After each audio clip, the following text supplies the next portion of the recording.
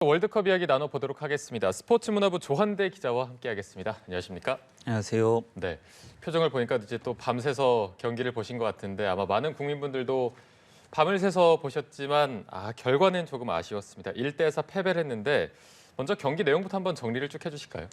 네, 브라질과의 경기 초반부터 그리 쉽지 않았습니다. 네. 전반 7분에 수비가 뚫리면서 비니시우스에게 선제골을 내줬습니다. 전반 13분엔 슈퍼스타죠. 네이마르에게 페널티킥으로 추가골을 빼앗겼습니다. 10여 분이 흐른 전반 29분에는 손흥민과 같은 소속팀에 있는 히샬리송에게 그리고 전반 36분엔 파케타에게까지 골을 허용했습니다.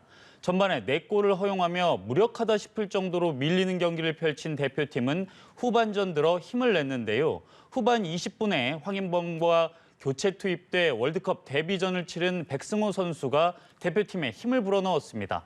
후반 31분 시원한 만회골을 터뜨린 건데요. 네. 하지만 이후 우리 선수들의 득점포는 잠잠했고요. 결국 브라질에 1대4로 지면서 사상 처음으로 원정 8강행을 노렸던 대표팀의 꿈을 접어야 했습니다. 네. 어제 브라질과의 경기를 보니까 브라질 팀 굉장히 단단하기도 하고 유연하기도 하고 정말 세계 최강임을 여실히 좀 느꼈는데 일단은 패한 요인 분석을 해봐야 될 것 같아서 왜 패했다고 좀 보십니까? 그 원정 8강 진출에 대한 투지도 그리고 우리가 4년 동안 갈고 닦았던 빌드업 축구도 사실 브라질에 통하진 않았습니다. 네. 브라질 선수들의 개인 기량이 워낙 압도적이었기 때문인데요. 원정 8강을 이루겠다는 투지도 빌드업 축구도 말씀드린 것처럼 너무 부족했던 거죠. 네. 예, 그래서 전반 29분에 터진 브라질의 세 번째 골을 먼저 살펴보면요. 히샬리송이 페널티 박스 근처에서 헤딩으로 공을 간수한 뒤 간결한 원터치 패스가 이어졌고요. 시우바의 침투 패스에 김순규와 1대1로 맞선 히샬리송이 골문 앞에서 왼발로 마무리 지었습니다. 브라질의 삼각 패스에 우리 대표팀이 완전히 당한 건데요. 이 골만 보더라도 브라질 선수들의 기량을 엿볼 수 있었습니다. 결정력만 보더라도 큰 차이를 보였는데요. 전반 30분까지 한국과 브라질의 슈팅 수는 3대4로 큰 차이가 없었습니다. 하지만 브라질은 그때 이미 3대0으로 앞서고 있던 시점이었습니다. 그만큼 브라질은 확실한 기회를 만들었고 골대 앞에서 더욱 냉정했던 겁니다. 네. 오늘 이제 브라질과의 경기에서 패배한 것도 보니까 우리가 조금 유독 남미 팀한테 약한 것 같다는 생각이 드는데 실제로 좀 어떤 건가요? 네, 맞습니다. 지금까지의 성적들을 보면 우리 대표팀은 남미 팀에게 유독 기를 펴지 못하고 있습니다. 우리 대표팀은 2018년 러시아 대회까지 출전한 10번의 대회에서 34개 경기를 치렀고 6승을 수확했습니다. 이 중 2002 한일 월드컵 당시 승부차기로 승리를 거둔 스페인을 제외하고 유럽팀을 상대로 5승을 거뒀고 아프리카 팀으로는 1승을 거뒀습니다. 반면에 남미 팀을 살펴보면 카타르 월드컵 이전까지 1무 4패였습니다. 우루과이와 아르헨티나에 2패씩을 당했고 볼리비아와 한 차례 비겼습니다. 이번 대회에서도 한국은 남미 팀인 우루과이와 첫 경기에서 0대0으로 승부를 가리지 못했습니다. 하지만 유럽의 강호죠. 포르투갈을 상대로는 역전승을 거두며 16강행 티켓을 손에 넣을 수 있었습니다.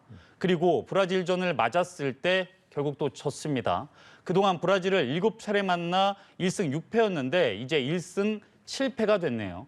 공교롭게도 우리 대표팀은 사상 처음으로 원정 16강에 들었던 남아공 대회 때도 남미팀인 우루과이에 1대2로 무너져 8강 행행이 무산된 바 있습니다. 이번 대회로 월드컵에서 우리 대표팀의 남미팀 상대 전적은 2무 5패가 됐습니다. 네, 여전히 남미 팀에는 조금 약한 모습을 보이긴 했지만 이번 월드컵을 보면 4년 뒤가 더 기대되는 우리 선수들의 모습을 보여줬거든요. 우리 선수들의 활약상도 한번 정리해 주시죠. 네, 점수 차가 조금 아쉽기는 하지만 그래도 우리 선수들 굉장히 열심히 했고 좋은 성과 이뤄냈습니다. 네. 브라질을 상대로 우리 대표팀이 만들어낸 위협적인 첫 장면은 전반 17분에 나왔습니다. 황희찬이 페널티 지역 왼쪽에서 오른발로 가마차기 슛을 때린 겁니다. 브라질 골키퍼 알리송의 선방이 없었다면 충분히 골로 연결될 수 있었던 위협적인 장면이었던 거죠. 후반 2분엔 정말 결정적인 장면이 나왔는데요. 손흥민이 페널티 지역 왼쪽에서 오른발로 강한 슈팅을 날렸는데 이게 골키퍼 몸에 맞고 아웃되고 말았습니다. 이후 후반 29분 이재성 대신 이강인이 그라운드에 들어왔고요. 이강인이 상대 왼쪽 측면에서 프리킥을 차 올렸고 브라질 수비수가 헤딩으로 걷어내긴 했지만 볼이 백승호로 향했죠.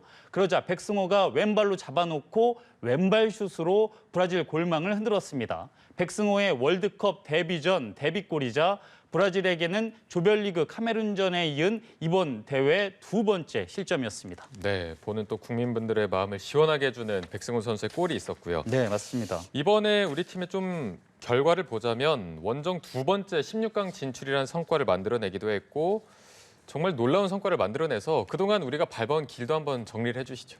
네, 말씀 주신 것처럼 우리가 16강전에서 무릎을 꿇긴 했지만 그래도 우리가 좋은 성과를 만들어냈습니다. 벤토는 이번 대회 조별리그 H조에 편성되었죠. 같은 조 국가는 우루과이, 가나, 포르투갈이었습니다. 대표팀은 먼저 우루과이와 조별리그 첫 경기를 가졌고 0대 0으로 아쉽게 비겼습니다. 이후 가나와 2차전을 가졌는데요. 조규성이 멀티골을 넣었지만 결국 3대 2로 패하면서 탈락 위기에 놓이게 됐습니다. 하지만 조별리그 최종전인 포르투갈과의 경기에서 극적인 2대1 역전승을 거뒀습니다. 대표팀은 가나를 이겨준 우루과이의 1승 1무 1패로 승점과 골득실까지 같았지만 다득점에서 앞서면서 기적적으로 원정 두 번째 16강 진출에 성공했습니다. 2010 남아공 대회에 이어서 12년 만에 8강 진출을 노릴 수 있는 자리에 올라왔던 겁니다. 네. 자, 우리 축구대표팀 선수들 어쨌든 놀라운 성과를 남긴 것은 맞고요. 또 이제 브라질전 끝내고 소회를 남긴 것 같은데 백승호 선수, 시원한 골을 넣었던 백승호 선수 어떤 소회를 남겼습니까? 네, 벤투 감독의 자존심을 세워준 백승호 선수 얘기 한번 해보겠습니다. 네네. 백승호는 후반전에 황인범과 교체돼 그라운드에 들어왔는데요. 후반 31분 시원한 중거리 골을 꽂아 넣으며 벤투 감독의 믿음에 보답했습니다. 백승호는 끝까지 할 수 있다는 믿음으로 16강까지 왔다며 소회를 밝혔는데요. 백승호 선수는 벤투 감독이 다들 급하게 하니까 들어가서는 최대한 차분하게 할 수 있는 걸 보여주라고 했다고 말했습니다. 꺾이지 않는 마음, 또 끝까지 할 수 있다는 마음, 이 부분을 또 강조한 것으로 보이는데 네. 캡틴 손흥민 선수의 이야기도 좀 들어봐야 될 것 같아서 손흥민 선수는 이번 월드컵에 대해서 뭐라고 얘기를 했습니까? 손흥민 선수는 경기가 끝난 이후에 죄송스럽다며 고개를 숙였습니다. 네. 손흥민은 경기 후 인터뷰에서 이런 말을 한 건데요. 팬 여러분께서 응원해 주셨는데 죄송스럽다며 저희도 최선을 다했지만 너무 어려운 경기를 한 것 같다고 말했습니다. 손흥민 선수는 그래도 선수들 모두 여기까지 오는데 자랑스럽게 싸워줬고 헌신하고 노력한 것에는 의심의 여지가 없다며 동료들을 다독이기도 했습니다. 마스크를 쓰고 경기하느라 통증이 더 심해진 것 아니냐는 물음에는 선수들 고생한 것에 비하면 아무것도 아니기 때문에 자신은 괜찮다고 답하기도 했습니다. 네. 뭐 저를 포함해서 많은 국민분들도 그렇겠지만 전혀 죄송해야 할 필요도 없는 그런 훌륭한 경기를 보여줬고 그만큼 또 투지를 불태우는 모습도 저희가 확인할 수 있었는데 네. 백승호 그리고 손흥민 선수 외에 다른 태극전사들 또 어떤 말을 했습니까? 네, 대표팀의 미드필더죠. 정우영 선수는 브라질에 대해서 이야기를 했습니다. 네. 브라질에 대해서 강한 팀이고 받아들일 것은 받아들여야 하지만 절대로 깰 수 없는 벽이라고는 생각하지 않는다고 말했습니다. 또한 전방 압박이 부족했고 그렇다 보니 우리 수비 지역에 선수들이 많이 포진하게 되면서 실점이 늘었다며 패인을 짚기도 했습니다. 벤투 감독과 4년의 동행을 마무리하는 것에 대해서 소감을 묻자 매 순간 완벽하진 않았지만 벤투 감독이 중심을 잡아주고 흔들리지 않게 해주셔서 여기까지 왔다며 고마움을 표했습니다. 황인범도 경기가 끝난 후 벤투 감독에 대한 감사함을 표했는데요. 황인범은 황인범을 왜 쓰냐? 저 선수를 뭘 보고 쓰냐? 무슨 관계라서 쓰냐고 외부에서 말들이 많았다고 전했습니다. 이어서 자신이 감독이라면 흔들렸을 수도 있을 것 같다고 했는데요. 황인범은 그런데도 나를 믿어주셨다. 그분 덕에 내가 앞으로 더 큰 꿈을 가지고라고 말하더니 더는 말을 잇지 못했습니다. 선수들의 인터뷰에서 느낄 수 있듯이 벤투 감독과 선수들의 관계가 매우 끈끈한 것 같습니다. 네. 정우영 선수도 이제 벤투 감독님이 중심을 잘 잡아줘서 고맙다라고 말을 했고 말씀해주신 대로 황인범 선수도 믿어주고 그분 덕에 더 앞으로 큰 꿈을 가지게 됐다라고 감사함을 표하는 걸 보니까 굉장히 선수들과 감독의 유대 관계도 끈끈한 것 같은데 네, 맞습니다. 조금 아쉬운 소식은 이제 벤투 감독이 대표팀을 떠난다는 소식이 들려와서 이 부분도 한번 좀 전해주실까요? 네, 맞습니다. 벤투 감독이 경기 후 인터뷰에서 자신의 입장을 밝힌 건데요. 네. 벤투 감독은 한국 대표팀 감독직 재계약을 안 하기로 했다고 말했습니다. 벤투는 선수들과 대한축구협회 회장에게 내 결정을 말했다. 결정은 이미 지난 9월에 이루어졌다고 밝혔습니다. 벤투 감독은 조별리그에서 1승 1무 1패를 거두며 사상 두 번째 원정 16강 진출을 지휘했는데요. 기자회견장에서 벤투는 이제 미래를 생각할 때라면서 앞으로 쉬면서 재충전하고 그 뒤에 향후 거취에 대해서 선택할 예정이라고 설명했습니다. 또한 벤투 감독은 우리 선수들이 이뤄낸 것에 대해 고맙다. 그동안 한국 대표팀을 이끌 수 있어서 매우 자랑스럽다고 강조했습니다. 네. 브라질전을 치르기 전에 우리가 했던 가장 최상의 시나리오는 8강전에서 일본을 만나서 한일전을 또 멋지게 하는 거였는데 일단은 우리도 그렇고 일본도 그렇고 조금 좌절을 하게 됐습니다. 그렇다면 지금 8강전에서 브라질은 크로아티아랑 맞붙게 되는 거죠? 네, 우리 경기 이전에 일본과 크로아티아 경기가 있었잖아요. 네네. 이 경기에서 크로아티아가 승부차기까지 가는 접전 끝에 일본을 누르고 8강에 진출했습니다. 크로아티아는 일본과 16강전에서 전후반 90분에 연장전까지 120분을 1대1로 비긴 뒤 승부차기에서 3대1로 이겼습니다. 일본은 전반 43분의 코너킥 상황에서 마에다 다이젠이 왼발 슈팅으로 선제골을 뽑았습니다. 하지만 후반 10분 크로아티아가 동점골을 터뜨렸습니다. 승부차기까지 간 경기는 크로아티아의 골키퍼 리바코비치가 일본의 1, 2, 4번 키커의 슛을 모두 막아내며 승리를 가져왔습니다.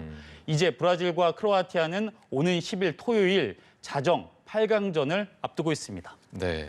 토요일 자정에 한일전이 성사됐으면 더 좋았을 텐데. 그러게 말입니다. 너무 하는 아쉽네요. 마음도, 네, 아쉽습니다.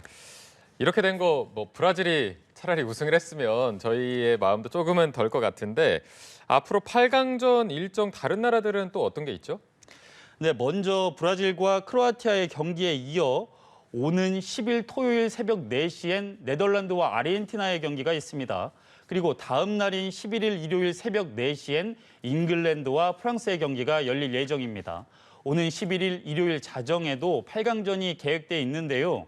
내일 있을 모로코와 스페인 그리고 포르투갈과 스위스의 경기 결과에 따라서 맞붙을 팀이 달라지게 됩니다. 네, 알겠습니다. 먼저 조금 정리를 해드리자면 브라질과 크로아티아가 오는 10일 토요일 새벽 4시에 경기를 하게 되고요. 또 네덜란드와 아르헨티나가 8강전을 치르게 되고 11일 일요일 새벽 4시에는 잉글랜드, 프랑스 굉장히 또 혈투가 될 것으로 보이는 경기가 예정이 돼 있습니다.